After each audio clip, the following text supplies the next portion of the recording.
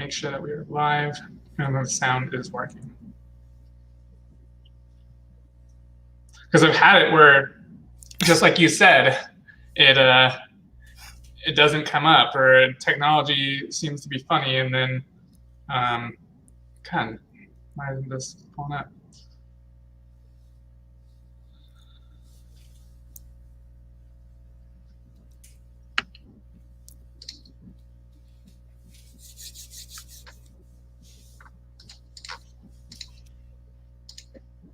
Let's make sure this is actually live. Yeah, it should be live.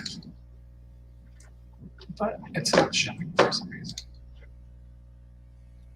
Do you see us live on? Oh, yeah, okay. It looks like we're live. Yeah, no, it seems that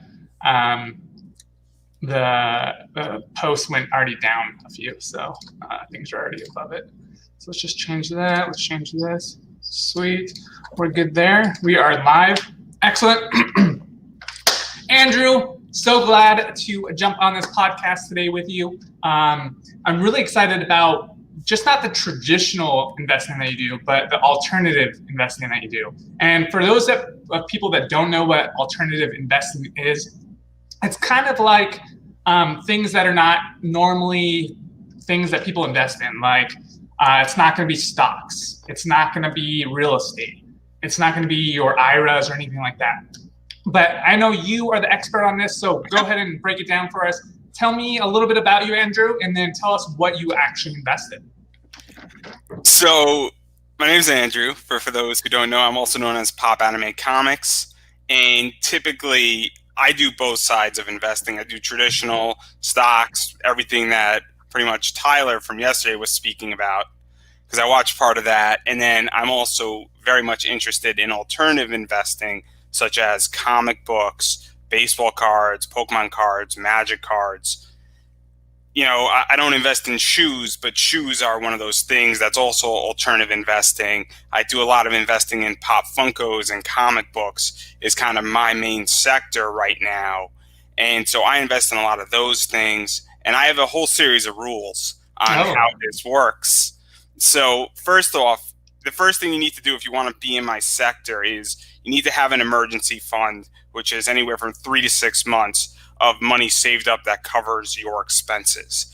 Then following that, you actually need to be debt free, because, and then these are basic just investment rules. And the reason why is that getting debt free and paying off debt is the greatest rate of return you'll ever have. And then once that is handled, you then need to actually learn about what you're investing in, because unlike stocks or putting yourself into an S&P fund, which you need little education on, when you're investing in a comic book, you need to understand the market you're in, or baseball cards, you need to understand the market you're in. And I say this out of love. If you don't know anything about comic books or Pop Funkos or Pokemon cards, you should not be in this sector at all. And the first thing you should do is learn and understand how all of this works, because if you don't, you're going to lose, and you're going to lose money. You're not going to make any money, and you're going to wind up, I don't want to say getting into debt, but you're going to wind up going down that pathway, because untraditional investing doesn't have as much of a safety net as traditional investing does, but the rate of return can be massively greater in a variety of ways, and it's also fun. And the people who do well in the alternative space know everything about this sector, or the sector that they're into. So I know everything about comic books and Pop Funkos. And when I was heavily into baseball cards, I know a lot about that stuff. And I dabble in Pokemon cards here and there, and I know everything about that. So those are the basic rules. And we could talk further about the rules, because there's a lot more stuff that goes into it, but you need to know your sector that you're investing in. And I think that goes with kind of any aspect of investing. If you don't know how to invest in real estate correctly, you can definitely lose your shit. If you put in money in the wrong, say you're trying to flip a house and you don't know how your numbers are going to line up, you could definitely be negative right away. So I think that's super important. And I love that you actually said that the best rate of return is actually removing debt. I think it's so funny that these people online always talk about the best investment is in yourself, and self-improvement and blah, blah, blah. And I hate that, because there is no rate of return if you don't do shit. So if you're constantly investing in courses or self-development, and you're not actually learning or paying off that debt or have any kind of return, that is a zero return, and it's not a good investment.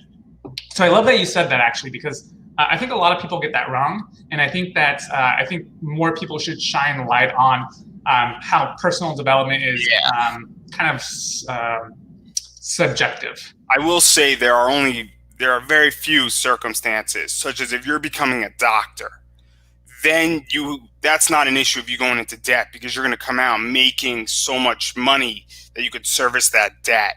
Right. So if you're going into a career where you need a master's, but then you're going to make $200,000 a year, and your master's is costing you $90,000, that's a no-brainer, because you're going to have a huge position to take away, and you're going to be able to pay off that debt relatively quickly. Right. But 95 to 99%, that doesn't apply in society. So for everybody out there watching this, pay off your debt first. Don't look at all these online courses and all these Facebook ads. And I've seen like 3 today already that want to sell you a $400 ticket.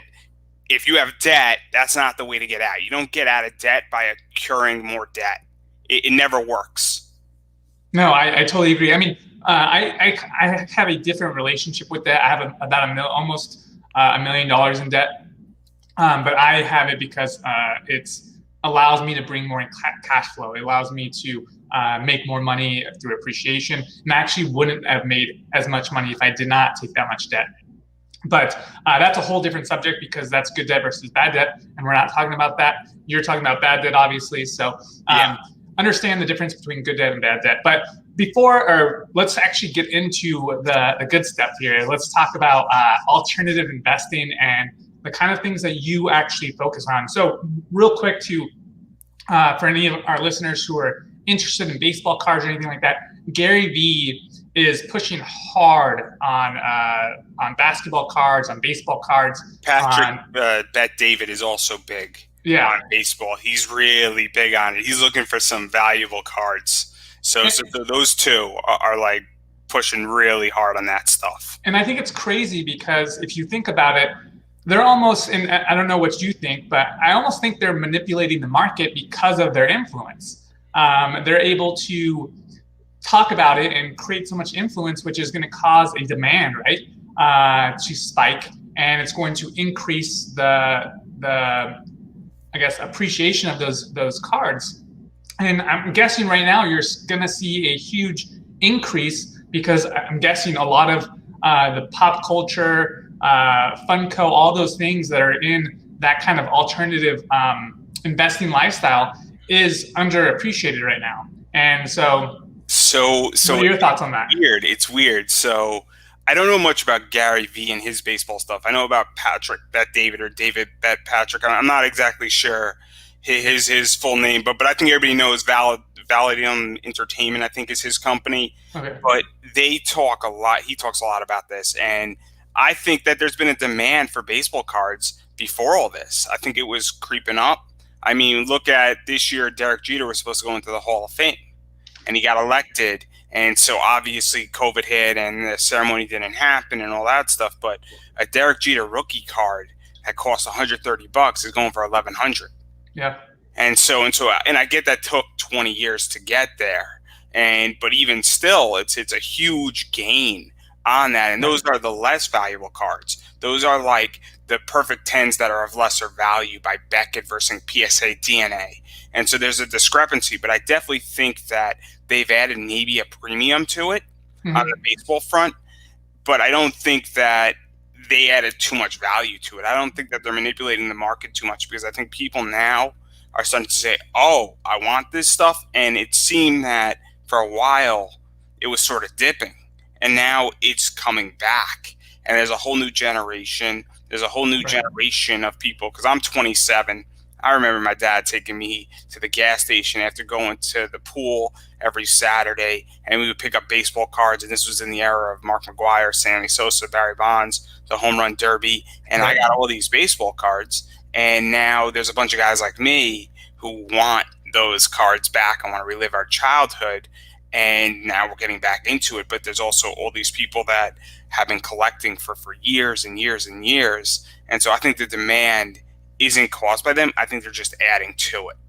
Yeah, I mean, they're creating a frenzy in a sense, I think. I was just reading or listening to the Millionaire Next Door, and they were talking about how, I believe it was like 1990 or 1989 or something. It was a similar market where the market was down, cards were not worth that much, and this guy just bought up all this. Scoop them all up and just hold, scoop up and just hold. Yeah, and he's got a bunch, and I think he ended up selling them all and made a couple million, and he just retired off of it. And I think that's the coolest thing, that some people are able to get into these separate markets that aren't traditional, that don't have this high down payment or need to invest in stocks that are, Apple's like I think 1,100 right now, where you can actually get in at baseball. It's way cheaper now. They just had a stock split. Oh, do they split? Yeah, about 140, and it's around 140 now. Is that 450 or almost 500? And now it's down to 140, 4-to-1 split. Tesla had a 5-to-1 split, but yeah, those stocks are expensive.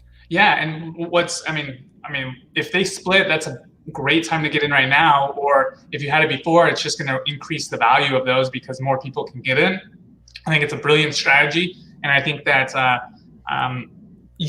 but you don't kind of get those returns. Or I guess, how does it compete with traditional stocks? Because, for instance, like a card, you can't get dividends on. You only kind of bank on appreciation, right? So we're going to compare it to a company like Berkshire Hathaway. Okay. Berkshire Hathaway, for those who don't know, there's two Berkshire Hathaways. There's Berkshire Hathaway A. Berkshire Hathaway A is a $300,000 stock. Wow. It's an expensive stock. It's never had a stock split. Berkshire Hathaway is Warren Buffett, the greatest investor in modern time, by far. You know, he has that name. It's great. It's never had a stock split. Berkshire Hathaway B has had a stock split multiple times. It's a $200 stock, or it's maybe a $400 stock. And neither of them has dividends. And so that's the thing, is that's what I think certain baseball cards are, is that they're a Berkshire Hathaway. Obviously, some of them are $300,000 cards. Right. But what most cards are not in that range. It's very hard to have a $300,000 card. There's very few of them out there, but you could have a $50,000 card. Right. And so that's kind of the Berkshire Hathaway thing, where it just appreciates and it keeps investing in stuff. You don't get a dividend. And I like dividend stocks. I'm in both, just for full discrepancy and transparency. And there are advantages to both, but it is an equity play. And you're not paying taxes on dividends. And I don't know how taxes fully work with a $50,000 card. I'm pretty sure that it's such a substantial amount of money that you do have to pay some taxes on it. You probably have to pay capital gains on it. So I'm not fully aware, because I've never sold a $50,000 item in my life, and then that's not my game plan. And we'll talk about that in a minute. That's a good question. I have no idea if they would consider that like a investment. I don't know either, and that because I'm not in that high level of this, and full transparency. But the idea is that it is that return, especially if you got it for like $100. Right. You got it for 35 cents back 70 years ago, and you kept it decently, and then all of a sudden, you can't. Getting those rates of returns are impossible for so many people, and it's so difficult to do that. And even if it takes you 100 years to do it, if you go from $1 to $50,000, I don't know if a stock can do that unless you're shorting it to some degree, right? And you're outlaying millions upon millions of dollars in a day trading account at once. And that's the only time you can compete with that. And normal people can't do that, but a normal person can get a card and then hold on to it for 20 years and 10,000x their money on it. Right. And so that's why I like untraditional investing. And baseball cards can do that. Pokemon cards can do that. There was a Magic the Gathering card, a Black Lotus, that's graded, which means it's encapsulated. It has a number on it, what it was, and I think it's sold for like $85,000 from Alpha Set from 40 years ago. I wish I still had all my Magic cards. I remember having Magic cards. I remember having Pogs. All those little games that you played as a kid, and you didn't realize that they had actual value now.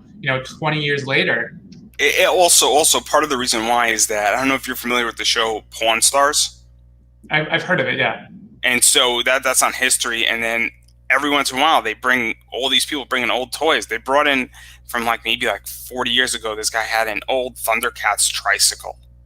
It's like a $700 tricycle. Wow. Now it wasn't $700 at that thing. It's obviously I guess shoot, I can't even think of the word. It starts with an I. It's inflation. It beat inflation in those years, and everybody wants one of those things who grew up riding it as a little 5-year-old. Right. And so toys are a big deal now, and people love their toys. Like, I have certain action figures that I love, even out of the box, that might be worth $30 when they cost $10 when I first bought them, because people now want their childhood again. Right. And so this is all under that umbrella. But to get back to baseball cards, I think like the appeal now also is that we're heading into a recession, and these items don't lose value for the most part. They take a slight dip during recessions usually because people can't buy them. But then when people come out of the recession and now people have money, they say, "Oh man, we made it through. I want that Derek Jeter card, or I want that Derek Jeter baseball signed, or I want this signed." And then also it takes a dip because people have to short sell. And I'm in that situation a little bit as well right now, where I'm taking maybe 10% less than I would take normally just because of cash flow. Right. But I'm still making a decent amount of money in what I'm selling and how I'm handling it. But even that way, when it comes out, it's going to shoot right back up because people are going to say, "Oh, now I have a job, now I have money." And also, we could talk about the stimulus check and how that affected comics, because that's more my jam anyway. Yeah, no, I would love to talk about that. I was actually going to ask you, do you feel that now that a lot of people have more discretionary income, that they're starting to invest in these alternative ways of investing? So I actually I think that $1,200 kicked it up the comic world very much. And so really starting, I think this started coming out in April and May.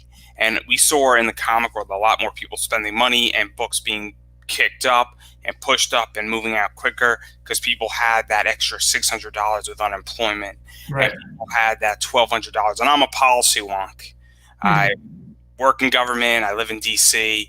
and I love it. And I'm a policy wonk. So that $1,200 helped boost up the comic world. That $600, which was more than unemployment and it was extended, also helped for people who are unemployed or had their hours cut or things like that. And now that $600 has ended, we haven't gotten a second $1,200 renewal. And this isn't political. I don't want anybody to think that I'm going down a political rabbit hole here. No, not at all. But that now has actually decreased the market slightly. So, oh, wow. I see it on eBay, and I don't have any data. I just have a feeling, and I just see it, and it's anecdotal. But what I've seen is that there's companies that do virtual conventions, and the last one they did in July, everything sold out, and people missed out on certain books. They did one in August. There was the same amount of people in there. There was actually more people in there, but they didn't run out of books. And the books in July were slightly better, but the books in August were really good too, and were good books, and I think they're going to be worth money. There was one book in particular that I think is a home run. It's a Zelda Gretel cover, and it's like a cosplay cool cover by a really good artist that I know, and I interviewed her, and so that didn't sell out, and that's a key component. And then the other indicator for me is that Ultimate Fallout 4, which is the first appearance of Miles Morales, the Ultimate Spider-Man, the movie Into the Spider-Verse, that's him, everybody. That book in a 9.8 first edition graded, which is the third highest grade that you could possibly get on a CGC book. That book during June and July was going for like $1,100. Now it's settled more in the $900 range. So it's a slight drop. So a $200 slight drop, because I think people don't have the money anymore. That $600 was a nice big cushion for a lot of people, and now that just hasn't been renewed. And so the collectible market, in my view, is now it's become a hold your item, or fewer people can buy it, and that's what I'm experiencing as a seller. And so it's very complicated what's going on. I think that from a policy position, that extra money was good for the comic community, and I made money on this sector, in which I sold some big books during this time. But at the same time, now everything is being pulled back, right? And I know it's coming. And then once we get past this, we're in a recession. It's going to be another year to deal with this, and then there might even be a pop in the bubble of the entire comic scene, much like the late '90s and what happened with that. So it's going to be very interesting what happens in that sector, not to mention every single Comic-Con is canceled. Oh, wow. Definitely. And so I think there's a lot of good stuff coming out of it. I think that a lot of stuff is good coming out of it, because we could speak about con economics and how all that works. I mean, there's a million ways you can go, and I could go further into this. I don't know which way we want to go here. Yeah. How do they? You were talking about it was a 9.8 grading. It was the second highest grade. How does grading actually work within the comic world? So I'm gonna just show because this is fun. So this is a graded comic book. So this is what happens when you grade comics. This is old. This is from '83. Wow. So very minimal air can get into this. So this is the book. This is the plastic. And so this is a company called CGC, and you send them your book, or you hand it to them at a convention. You pay them $20, $30 if it's signed, and they witness it being signed. And then takes anywhere from 10 to 12 weeks to get it back. And they assign a grade based on corners, based on paper, based on creases. Most books, if you have a 9.8, it's near mint. It's very difficult to get a 9.9 or a perfect 10. Really hard. It has to be like immaculate. It has to be perfect.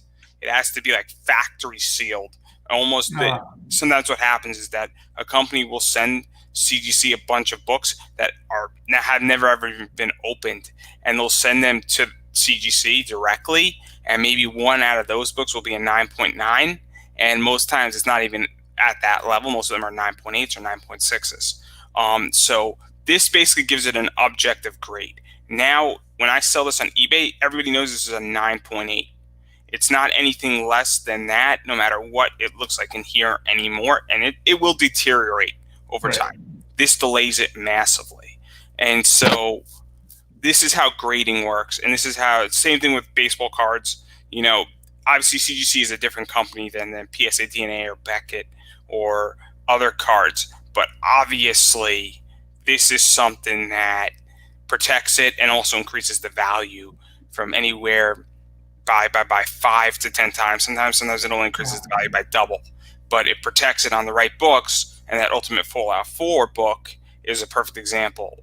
The book raw, which means it's not graded, is maybe a $200 book. Graded as a 9.8, it becomes a $900 book. Wow. And the grading costs $20 or $30, and then if you add signatures onto it, I'll show a different company, and this is one of my favorite books. So this is a different company called CBCS, and this is a Saga 1. And obviously it's signed by the artist and the writer and the people who worked on it. And this is by a different company, and they verified the signature because I got it signed without anybody witnessing it. And so I had to put money into it. But this book, if it was not signed and graded in CGC, it'd be like a $250 book, and it would have cost me $22 to get the entire thing if it was graded by CGC without any signatures, and I could flip it for $250 on a $22 investment. This signed as a 9.6, signed by both of them, it's $350 to $400. in this Wow. condition. I had to put more money into it. Getting it verified, the signatures cost me about $80 with the grading. Personally, this is a personal book for me. I love this book. I think it's a great book. I think it's one of those books that I'm not interested in selling, but in a perfect 10, according to comic book Overstreet price guide, this book goes for anywhere from $1,500 to $2,000 in a perfect 10. Wow. And I'll add that to that. It's a $3 book. And then if you pre-ordered it, it's a $1.94 book. And when we talk about alternative investing, this is one of those books that is on the top 10 list usually of books to pick up, and it's sought after because it had such a low print run. And then the signatures just add massive value to it. This book raw goes anywhere from $120 to $150 at most comic shops, most shows. Sometimes it goes for $200, but it's in that range. Just raw, not graded, because it's sought after, had an extremely low print run, and this is how you make a lot of money in the comic world.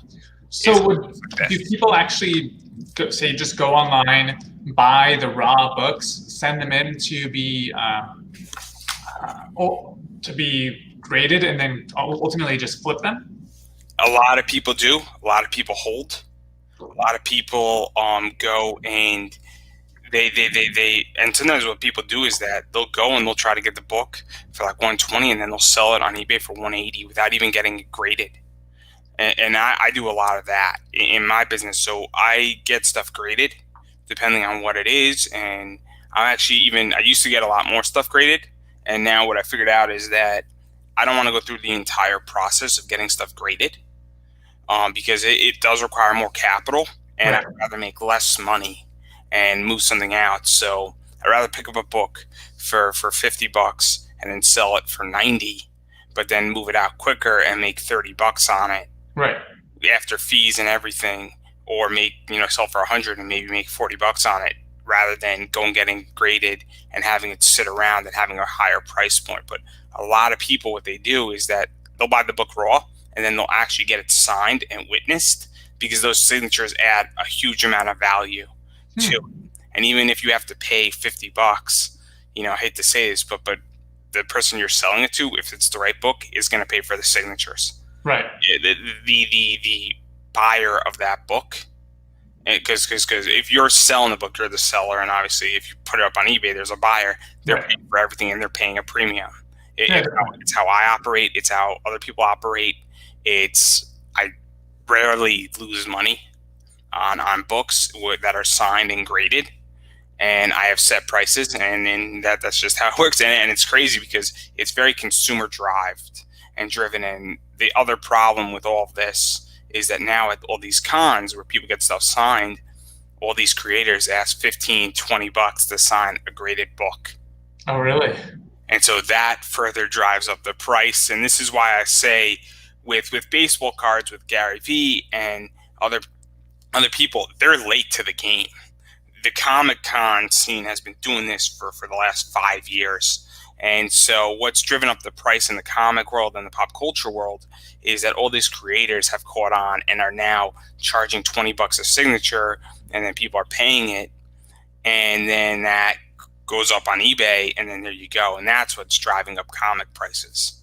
And that's why I'm terrified that we're going to hit a comic bubble, and that certain books are going to come out of this looking great, and other books are going to just fail miserably, because the comic bubble in 2 minutes or less is that basically all these companies are making millions and millions of dollars by selling all these books, and everybody was speculating on these books, and people were buying whole cartons and buying like 50 of the same book and holding on to it.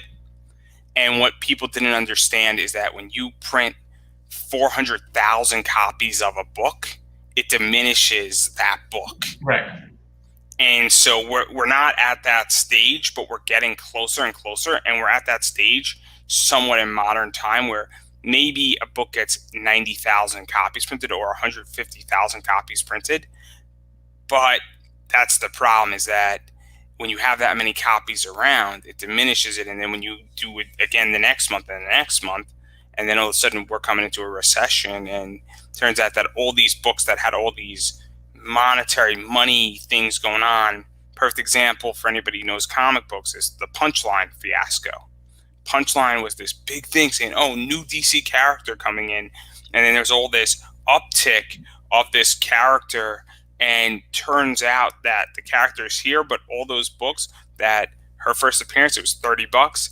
It's not really worth $30 for that book that all these people were selling, or $50 that all these books were worth. And now maybe, they're worth $20 in reality. So they're all underwater on their investment.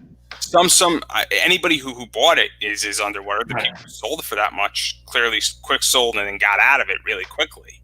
And so, but that's the thing, and this is why comic book investing is so tricky, and even baseball investing is so tricky, because you have to understand what is good quality and what isn't. What is a quick, flip? What is a long-term play? I think with the punchline stuff, and that's just a great example, it's a long-term play. And even with the Ultimate Fallout 4 book, which is the first appearance of Miles Morales, which is now a $900 book and a 9.8, that book was like $5 when it came out. And in fact, that book was actually being given out for free at several comic shops back in 2012, 2013, because they couldn't get rid of them. And nobody thought this movie was ever going to come. Nobody ever thought anything would have been done with it. Nobody ever thought this book would have been valuable. And if certain comic shops, they had maybe like 3,000 copies of it, if they legitimately just put it into a vault and waited till 2018, if you had like 3,000 copies of it and sold each of them at $200, you would have made a fortune. Right. And they could have, and they didn't. And then they gave it out for free on Free Comic Book Day, and that's how I got my 2 copies. Oh, well, and now you have 2 copies. You should be happy.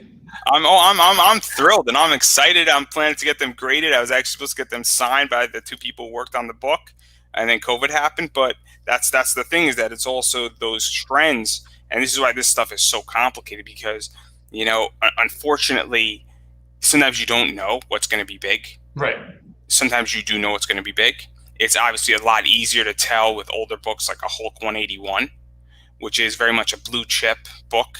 You have your blue chip stocks, for anybody who knows that. So there's always books that are blue chip entities. That X-Men book that I showed, that's a blue chip book, where that book goes up by maybe 0.5% or 1% every year. And it's been doing it for the last 15 years. And so that's how I diversify in my portfolio, where I'm obviously a collector.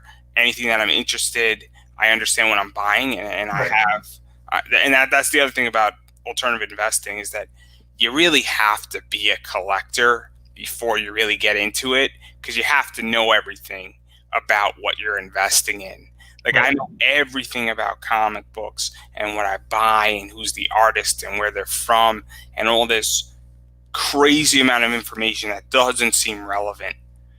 But it is relevant, because you can spot trends. You could spot different things. You can, like, I have a sense, because I run a podcast where I interview a lot of comic creators and artists and people in the field, and I look for talent before they become big, because that's the other thing about this too, is that I understand that you have to spot somebody before they become big. If you look at somebody like Todd McFarlane, before he created Spawn and had his run on Spider-Man and had an amazing run on Spider-Man, if you got his early work, that stuff's worth money. And so that's the other thing about all this too, is that it's kind of like picking up Derek Jeter's rookie card. That's a gamble, but if you realize that, oh, this guy's great and he knows how to win and he's a great player, or even 3 years in, you pick up his rookie card because he's having an amazing 3 years, there you go also, is that you have to get in on certain things ahead of time, because now buying a Derek Jeter card is a bit more complicated, because now you have to ask yourself, how much more is this going to go up? Right. And $1,100 is an expensive purchase to make.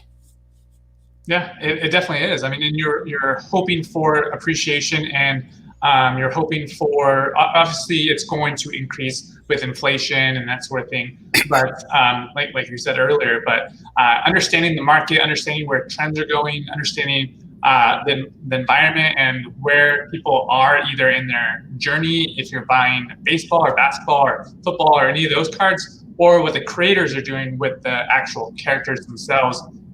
and how their storylines are progressing, if they are progressing or if they're ending. I mean, all this stuff is just research, like you were saying, on what you should know about what you're investing in general. And that just goes with any investment. Yeah. It's not, this isn't exclusive to any investment. It's the same thing if you're buying a stock, if you're buying real estate. I know little about real estate, so I'm assuming on that one. And I think I'm more in the right than wrong, where you have to know what you're doing, and you have to know the environment, and you have to know the area of where you're putting your money in, especially a building, because it's a lot harder to move a building than a comic book. It's not impossible. It's not impossible. No. But it's a lot harder. Oh yeah, it definitely is. So just out of curiosity, how many comic books or cards or Pokemon cards or Magic cards do you purchase a month? And how many do you actually sell a month? So I was selling approximately 4 months ago, probably about 15 to 20 comic books a month. Wow. At averaging about $80 a pop. Still, that's amazing. And the cost on that was about $20 a book. So I was getting a 4x. Yeah, you're getting that spread, which was amazing. And then a lot of that stuff I was holding for maybe less than a year. So it's one of those things where I have a very short-term position on it. And then just recently, because of COVID, it's obviously, the last 2 months I've been rougher, for lack of a better word, and I have feeling it's going to be even more rougher and tough, and that there's going to be less sales coming in. And then prior to that, when I was selling a lot of Pokemon cards and stuff, I might have been selling like 15 to 20 Pokemon cards, or sets, as I like to put them out there. And usually my average was maybe like $30.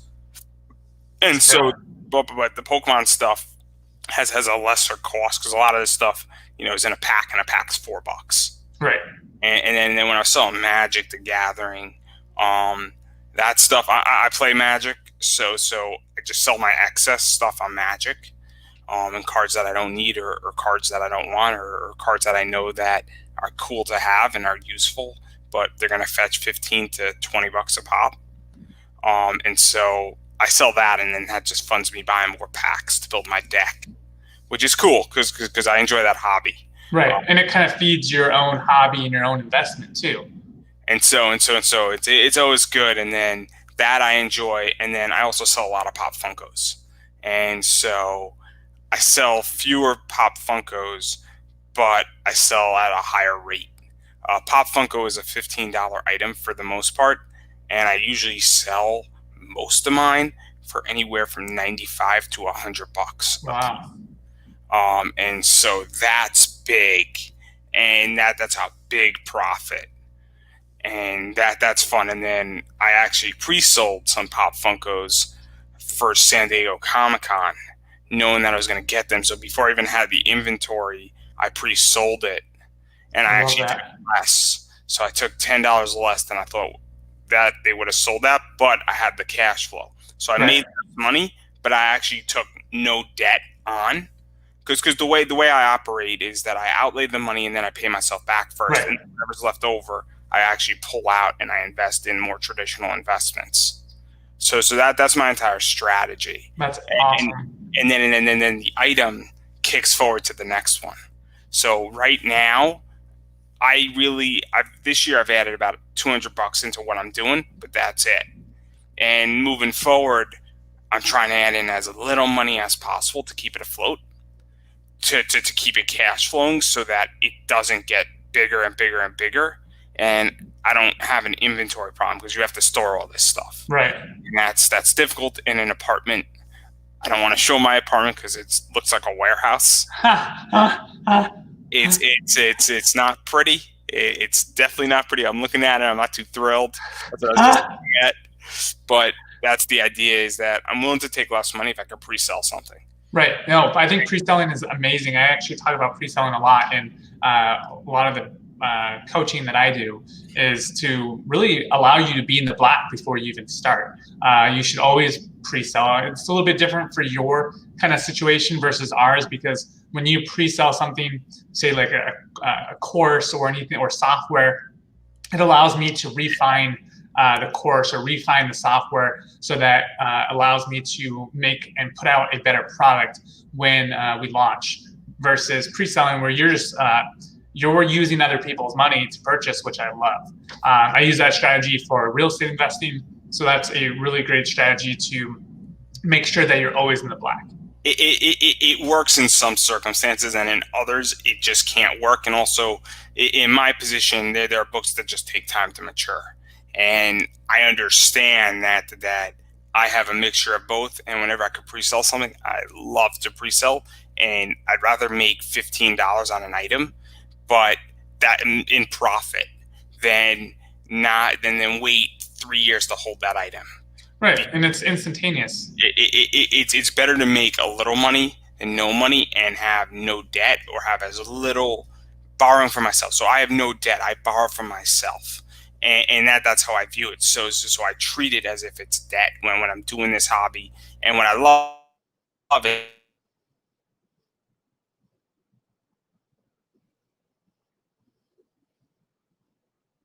Which is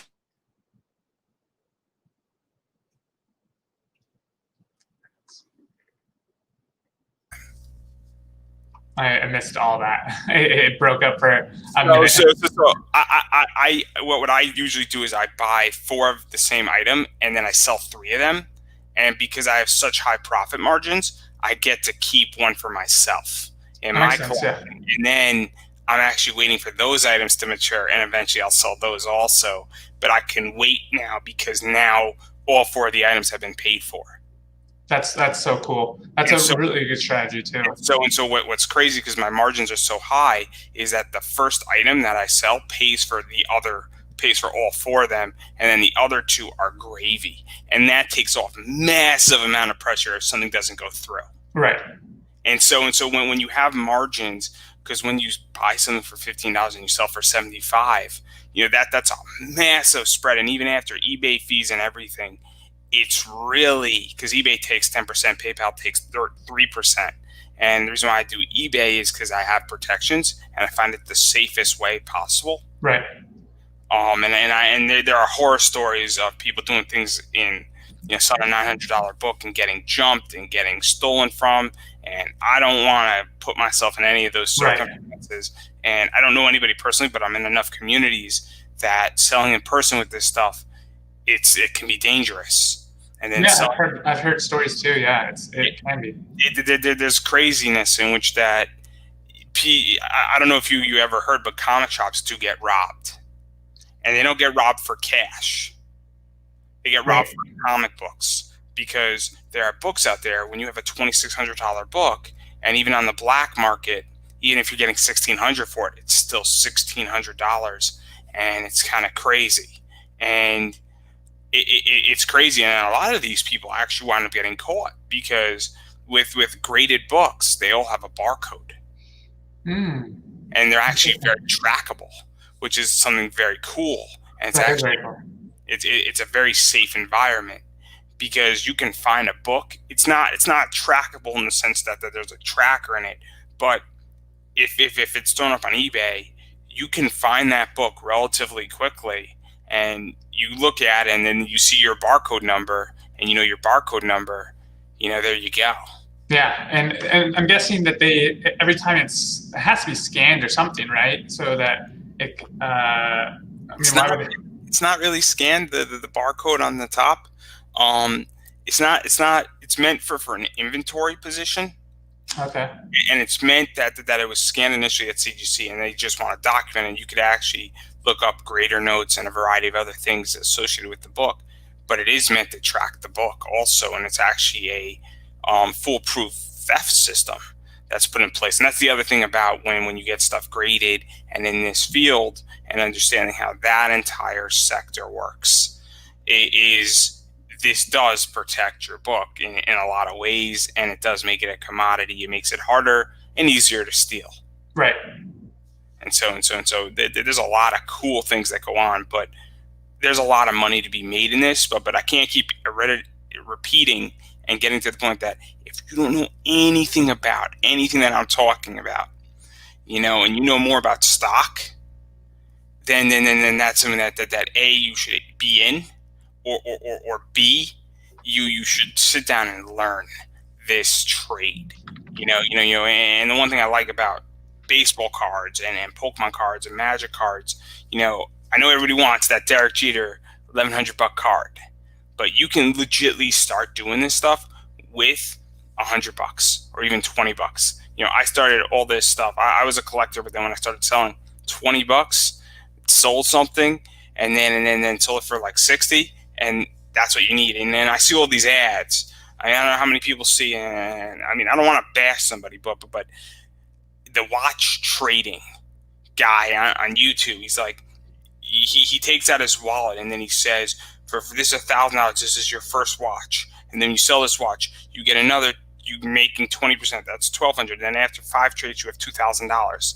Well, that's a little bit misleading. You don't have $2,000. You have $1,000 in profit minus whatever your fees were, and you still got to pay this class. Right. It's a lot of money to outlay $1,000. It's a lot of money.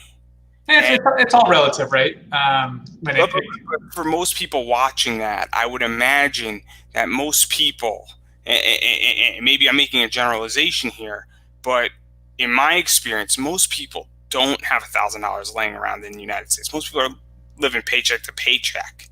Yeah. Most people don't have an emergency fund in this country. You know, we've realized that in COVID how important a job is. Right. I live paycheck to paycheck, but I have a huge amount of savings, and I operate as, you know, investing and taking $400 into my S&P fund. It comes as an expense, and so I have maybe $200 at the end of the month, but I'm not broke, but I'm adult broke, and I act a different way while I'm building wealth. Right. And so I live paycheck to paycheck, but I also have an emergency fund funded. I have money going into my IRAs and my match and all that stuff. No, it's super important. But I act a certain way, and I treat it a certain way where I have expenses. While I know some people have an extra $1,000 a month, but they're not doing all that. Right, exactly. And you pay yourself first, which is super important, and a lot of people don't.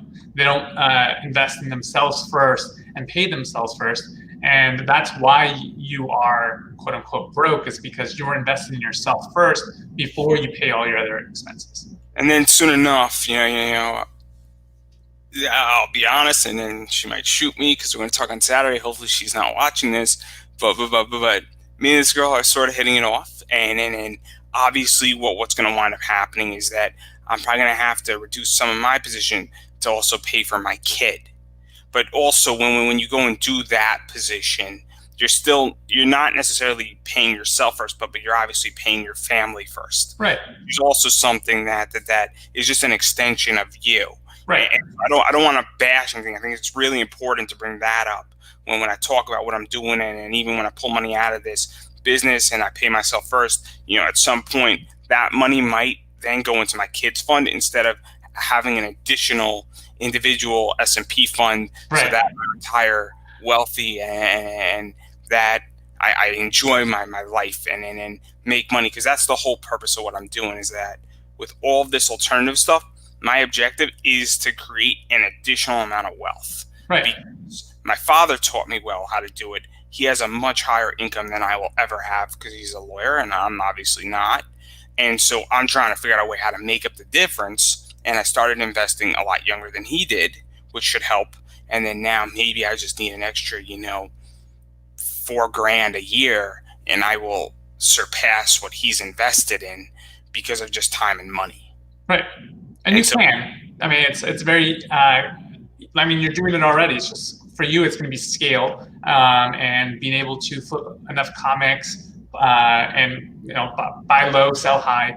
And it's very easy to do. There's other stuff going on too. Yeah. Involving this, because I'm actually building out another stream of income.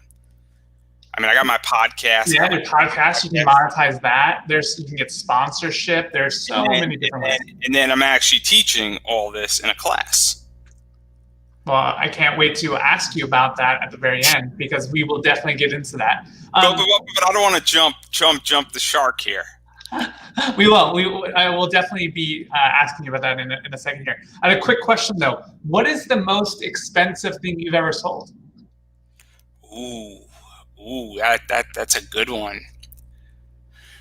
Most expensive thing I sold was a $150 Pop Funko. That's pretty good. And what was the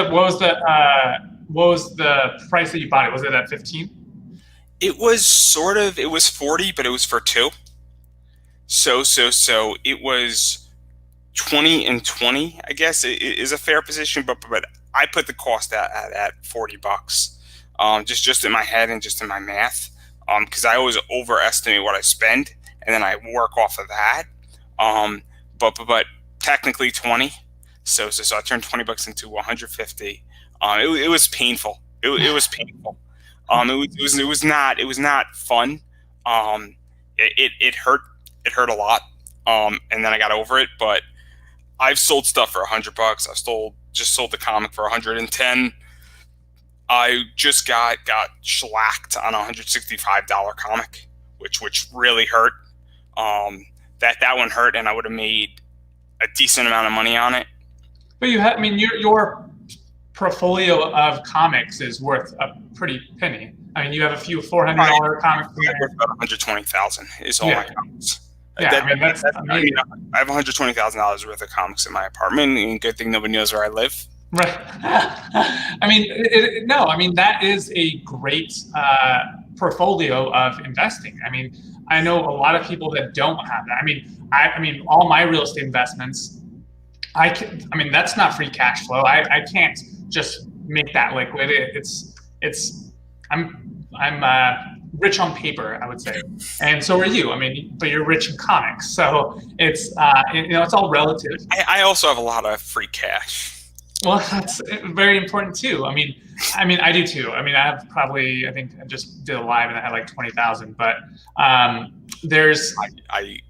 I'm very much invested in the stock market. I'm not invested in a variety of stuff, and I'm doing really well in that stuff. Well, my life is on fire, and everything else is on fire in the comic world and the collectible world. That's why diversification is so important. Right. This is why the comic stuff 6 months ago was great. And then before COVID hit, baseball cards were great, Pop Funkos were great. And what wound up happening is that now we're in a dip because people are hoarding cash. Right. I think between April, May, and June, I think almost like $2.7 trillion was saved by people in America. It was the most money saved in like 20 years. People are scared. And when people are now making saving a priority. And I have a feeling that when the numbers come out for July and August, it's going to be similar. And I think that's why we're seeing it, and I'm anticipating that. And so, but while that's happening, I have dividend producing stocks. I have shares of Apple that just went through a stock split that we spoke about. Right. I have money in a money market. I have some free cash. I have some CDs. And so this is why diversification, and I said before we got on that, and I'm going to say it here, is that this isn't traditional investing and untraditional investing are not fighting each other. It's not a boxing match between killing each other. It's the idea of you could have comics, you could have Pop Funkos, and then you could also have your traditional investments, and you need diversification in all of this. But if you don't know what you're doing in a certain sector, the best thing you can do is learn it and do nothing with it, and learn it and realize that, okay, it looks really good and there's money to be made and it's beat up right now. I don't know anything about it. I might lose my shirt if I go into it. I know nothing about real estate. What am I doing? I'm taking a look at it. I'm reading stuff about it. But I'm going to take my time in figuring out even if I want to do it. Right. Because I like this comic stuff. I get that real estate can be passive. I get that there's a lot of advantages, but I know everything about this collectible market. Right. I know everything about Pop Funkos and comic books and Hot Wheels cars and a little bit about baseball cards and then more about Pokemon cards and Magic cards. And so why would I go break a working system? Right. I totally agree. If you have something that's working in your life economically, Don't go and trade saying, oh man, he just sold a comic for $120 and he held it for 2 years and he paid 20 for it. That's a 6x rate of return. Yeah, that's true about me, but I know everything about this. And I've had a beat up road here. It hasn't been terrible. It's a lot of fun to do what I'm doing, but I've had bad investments and good investments. I'm sure you've had on real estate too. And then you learn and then you pick yourself up and then now you know what you're doing. Right. And I mean, there's still things that I can't control. Like when we first got our first 4 unit, we had our handyman who did our first 2 units. And when we got our first 4 unit, he was supposed to flip the units and he just bounced with 10,000. And so, there's nothing I could have done about it. He did our first couple of our houses, but he just outside the circumstances. Now we just have a property manager who handles everything, so I don't ever have to worry about that again. And so you give up a little bit of money, but now you have safety. Right, exactly.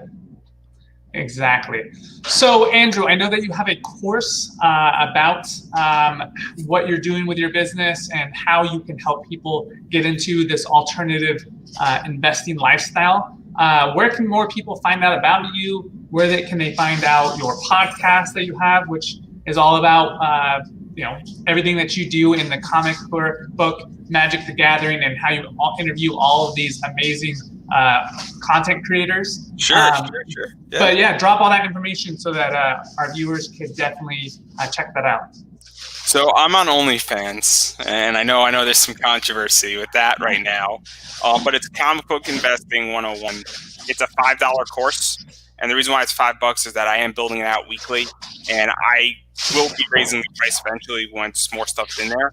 But until more stuff is in there, I don't think that it's fair to basically charge you premium dollar when content is being added every single week and there's not enough to bite, and that's out there. But I teach the basics of this stuff from You're preselling it. But it's at a lesser rate. And I'll be honest, I'll say it right here. If 100 people join, I won't raise the price because I'm going to raise the price in January. I won't raise the price till next June if 100 people join my class. There's discounts if you go. And honestly, if 200 people joined, I won't raise it again because I don't need the money as badly as I would like to teach this. And that I would like to make money on this stuff, but I also think that it's so important. I need commitment. That's the key there. I need you to commit to understanding this. And if you sign up for a longer period of time, you obviously get a discount. So that's where it is. It's on OnlyFans. It's not going to send any nudes to anybody. I promise you. I'm not Bella Thorne. $200 a pop. Jesus Christ. What is the name of the OnlyFans? It's Comic Book Investing 101. Comic Book Investing 101 on OnlyFans. You can sign up for his course for $5. You get 30 days free too. There you go. So there you go. If you don't like it, you could take whatever you want out of it. There's a lot of cool stuff. I'm working on the next installment. Going to get that thing uploaded this weekend. So definitely check that out. Really cool stuff. A lot of stuff. Got a lot of stuff going up there. Going to be doing a lot more video stuff. And then my Facebook page is Pop Anime Comics. I'm doing a lot of Facebook Live interviews with people in the sector. I got 2 this weekend that are coming out. Just did one last Tuesday with a Brimstone, and that guy is great. If you're a Big Bang fan, definitely look at that one towards the back end of that interview.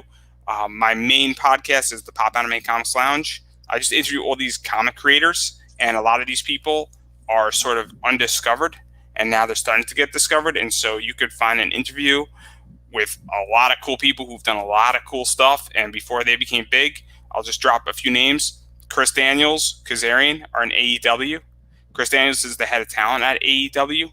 So he's a big name. He was on my show. Kazarian is similar in a position up in that hierarchy. Tegan Knox, also known as Nixon Noel, is in WWE. Leva Bates is in AEW. Eddie Kingston was an early guest, and he's in AEW. And then a variety of other people like Trina Robbins, who's been around. And I've done people like Denny O'Neil, who basically helped to create Bane in Batman, who just passed away, and then Howard Cruz, who basically led the gay comics movement back in the 70s and 80s. along with Dennis Kitchen, who was a big free speech advocate in the Comic Book Legal Defense Fund, and that was the entire lawsuit. And he was sort of the reason why that happened. And a variety of other people. I had Paul Levzon, who ran DC Comics for 15 years. Nice. So, I got everything. And then I got somebody like Ebas and Sun Kumanaki. And then I got a bunch of indie people. I got a bunch of voice actors. I had the voice of Jimmy Neutron on my show. And then Jay Hickman, who's just done a bunch of voiceover anime stuff. And you never know who's going to be on my show and who's coming out next. And it's crazy. It's a blast. That's on iTunes, SoundCloud. Just submitted to Amazon. Nice. So that's exciting. So yeah, and that's everything I do. But all that stuff's on my website. Also is popanimecomics.com. Anything with Pop Anime Comics is mine, unless I owe you money, and I'm going to quietly walk out of the store as if I broke something, and we're all going to go. I love it. So popanimecomics.com if you want to check out Andrew's podcast and all of his other great content, and check out his Comics Investing 101, Pop Comics Investing 101 on OnlyFans, if that's correct. Yeah, Comic Book Investing 101. There we go. It's simple. It's on my Facebook. I'm actually going to put it up on my Facebook page. And we'll include it in the show notes and everything so you guys can check that out.